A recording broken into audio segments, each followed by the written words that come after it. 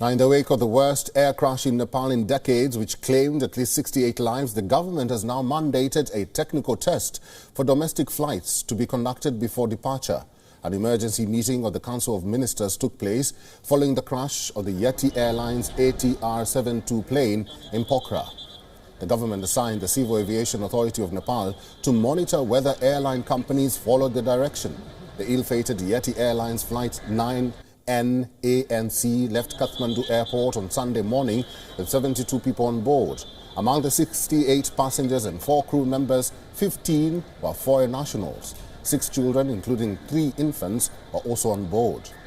20 minutes into the flight and moments before landing in Pokhara, the plane was seen flying very close to the ground. Moments later, the aircraft hit the ground near a river. Relief and rescue personnel immediately rushed to the scene, where 68 bodies were recovered from the debris. 4 are still missing.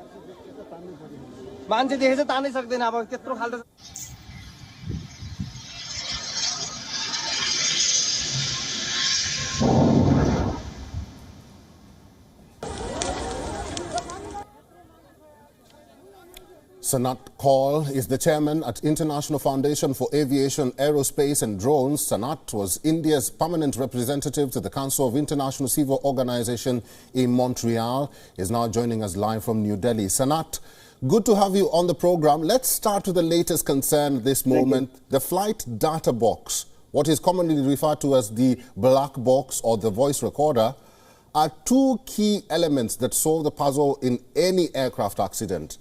As an aviation expert, tell us the importance of these 2 objects and how long will it take for the public to really know the final moments of the ill-fated flight?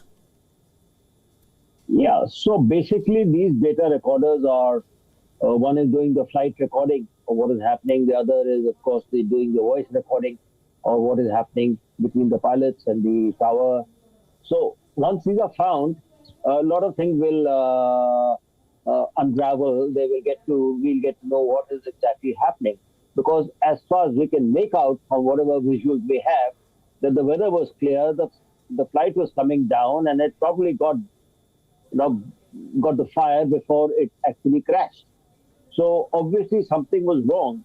Now apparently, from again newspaper reports, the avionics in the aircraft were very old and they were not up to date. The aircraft's age is not very clear. How old was it?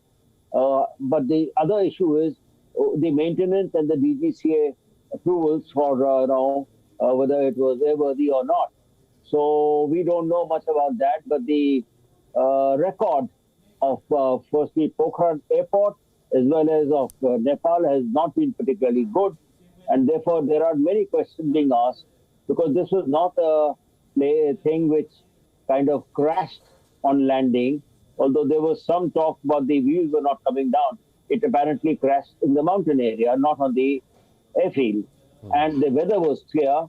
So from all accounts, it seemed that there was some problem with the aircraft before landing.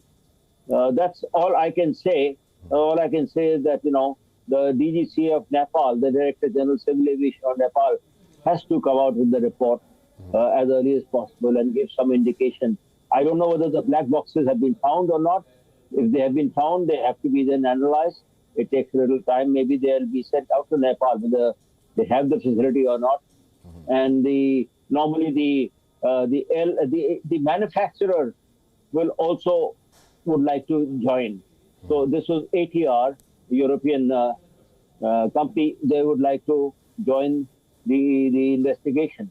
So these are the issues which are coming up. We must know the cause of the accident. Sanat, yes. Let me ask you this. There is a history of plane crashes in Nepal. Most have been blamed on the terrain and poor weather. Others say the locations of the airports are a bit precarious for the pilots. And now you have the government asking domestic airlines to conduct what they're calling a thorough technical test before departure. Is that even enough, or what more needs to be done? Well, I think in Nepal, with the kind of history they have, they should invite the International Civil Aviation Organization. They have a full section which helps countries. They not only make air laws, but they help countries in this safety and security performance. And they should invite them. If payment is involved, they should pay, but normally they have some funds of their own. And ask them to do a full investigation of what is going wrong in the Nepalese aviation sector.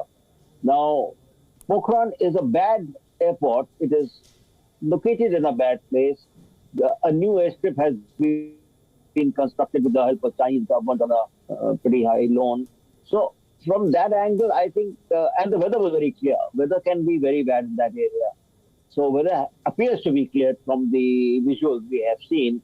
Therefore, there was something wrong with the aircraft, it seems. And I'm told, again, according to press reports, that the avionics in it and the instruments in it were very old and they were not up to date. New instruments had not been put. So all these things come to a tentative conclusion that something went wrong when they were descending. There was also a report that the wheels were not coming down. The carriage was, stuck. So all these things add up to saying that yes, we really don't know, but it doesn't seem that it was due to weather or due to or at landing. Prior to landing, it suddenly lost height and went for a dive. So it is more than that. I think would be just kite flying. These are the facts of the case which I can see from whatever reports one can read. Okay. Finally, Sanat, let me ask you this. Considering the history that you have in the aviation industry, how long do you think or predict the investigation will take? And there is some concern that if the black box is not retrieved, what happens next? Yeah. So, in fact, I can tell you that there was a Kanishka Air India crash many years back over Ireland, I think, and they had to do deep diving to retrieve the box. It took quite a long time. So I think the effort here again, it's a mountain area. Where have the black boxes gone? And in that kind of fire, have they survived? The data has survived or not? We'll have to locate the black box. There are certain methods of locating the black box. There are signals coming out, but even if they're not coming out, they'll have to locate the black box to actually get to the exact nature of the accident, because the accident took place, as I said, in midair. There was a fire in the aircraft. So the reason for that will be known through instruments as well as between the discussion that took place between the crew as well as with the tower.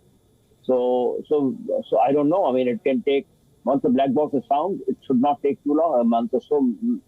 But if it is not found, they'll have to keep looking for the black box. All right. That's Okay, thank you very much. We'll have to leave it there. I've been talking to Sanat Kaur. He's the chairman at International Foundation for Aviation, Aerospace and Drones. Thank you, Sanat, for talking to WION today. WION is now available in your country. Download the app now and get all the news on the move.